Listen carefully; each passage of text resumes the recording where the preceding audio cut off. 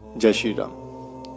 त्राटक के बारे में बहुत सारे लोग ये सोचते हैं कि ये बहुत ही चमत्कारी विधि है, एक ऐसी सिद्धि है जिससे हम वो सब कुछ पा सकते हैं जो हमारे मन के अंदर होता है। कुंडलिनी जागृत हो सकती है, हमारे चक्र जागृत हो सकते हैं, मनचाही इच्छाएं पूरी हो सकती है, हमारी सम्मोहन शक्ति बढ़ सकती है। इस प्रकार की बहुत सारी बातें सोचते हैं और ये भी मानते हैं कि इससे सब कुछ प्राप्त कर सकते हैं।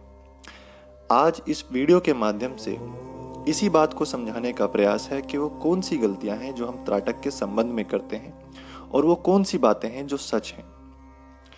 या तो हम गलतियां करते हैं अपने कार्यों के माध्यम से या फिर अपने सोच के माध्यम से। इससे पहले कि वीडियो को आगे बढ़ाएं, आप चैनल को सब्सक्राइब कर दें और अगर आपको ये वीडियो अच्छी लगे तो शेयर भी कीजिए। बहुत सारे लोग त्राटक के ऊपर वीडियोस बनाते हैं, काफी बातें उसमें से सच भी हैं, पर कौन सी सच है ये पता लगाना मुश्किल हो जाता है। आप जब चीजें स्वयं महसूस करने लगते हैं तो आपको उस विषय पर अच्छे और बुरे की समझ पता चल जाती है, सच और झूठ की समझ आ जाती है। तो आप में से जो भी भाई बहन त्राटक करते हैं वो आज की इस वीडियो को समझ पाएंगे और इस वीडियो पर विश्वास भी करेंगे। देखिए, त्राटक दो प्रकार से होता है, ये हम सब जानते हैं। पहला तरीका देखकर और दूसरा ध्यान लगाकर, यानी कि आंतरिक और बाह्य। देखना मतलब आंखें खुली होती हैं, हम किसी पदार्थ को देखते हैं, किसी ऑब्जेक्ट की तरफ देखते हैं, ठीक है, लगातार देखते हैं। दूसरा होता है ध्यान लगाकर, अपने अंदर कहीं ध्यान लगाते हैं, कभी अपने चक्र पर, कभी अपने सांस पर ध्यान लगाते हैं। तो दोनों प्रकार से त्राटक किया जाता है। उसके बारे में काफी सारी गलतफहमियां भी हैं।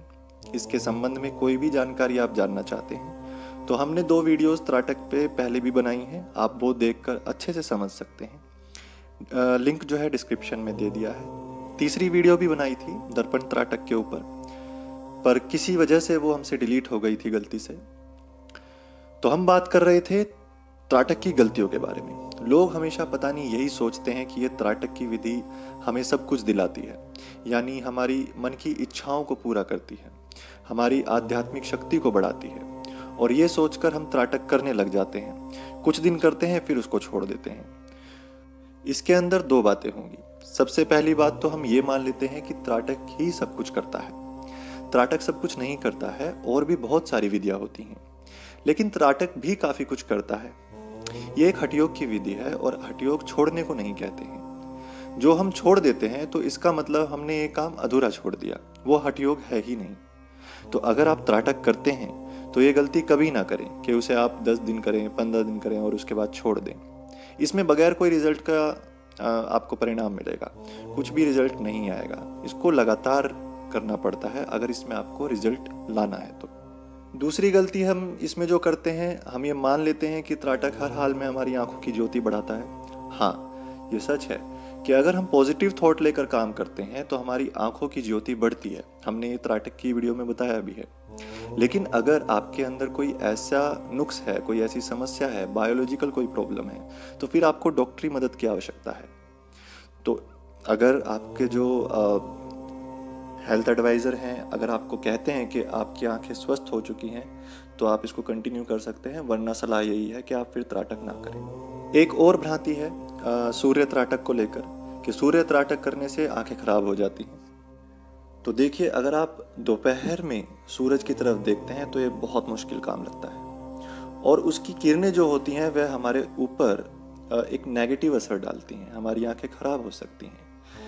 लेकिन अगर वही काम हम सुबह सुबह करते हैं, सुबह जब सूरज उगता है तो आधे घंटे के अंदर सूरज को हम आराम से देख सकते हैं। ये करते समय हमें अपने अंदर पॉजिटिव थॉट भी लाना है कि हमारी आई साइट ठीक हो रही है, ठीक है। तो इसको बहुत ज़्यादा लंबे खींचने की आवश्यकता नहीं होती, सुबह सुबह जल्दी जल्दी कर लें और फिर अपने काम पर चले जाएं। इसमें कुछ लोग कहते हैं कि मैंने पहले त्राटक किया था, 1 महीना किया, 2 महीना किया, कुछ भी नहीं हुआ और फिर मैंने इसको छोड़ दिया, अब 10 साल हो गए तो क्या मुझे अब दोबारा से करना है, क्योंकि पहले वाला तो सब वेस्ट हो गया होगा। इस तरह की कुछ वो बातें करते हैं। ये बात तो सही है कि शुरू से करना पड़ेगा, लेकिन जो भी स्तर आपने पाया था, जिस स्तर तक आप पहुंच चुके थे, वो बेकार नहीं जाएगा। कुछ ही दिनों में जब आप इसका अभ्यास करना शुरू कर देंगे तो एक आध हफ्ते के अंदर आप वहीं पहुंच जाएंगे जहां जिस स्तर तक आपने पहले छोड़ा था, जिस आध्यात्मिक स्तर तक आप पहले पहुंचे थे। जो भी साइकिक एबिलिटी आपको मिली थी, जो भी डेवलपमेंट आपका हुआ था, वो सब एक आध हफ्ते के अंदर ही एक्टिवेट हो जाएगा और फिर आप धीरे धीरे उसी स्तर से आगे बढ़ना शुरू कर देंगे।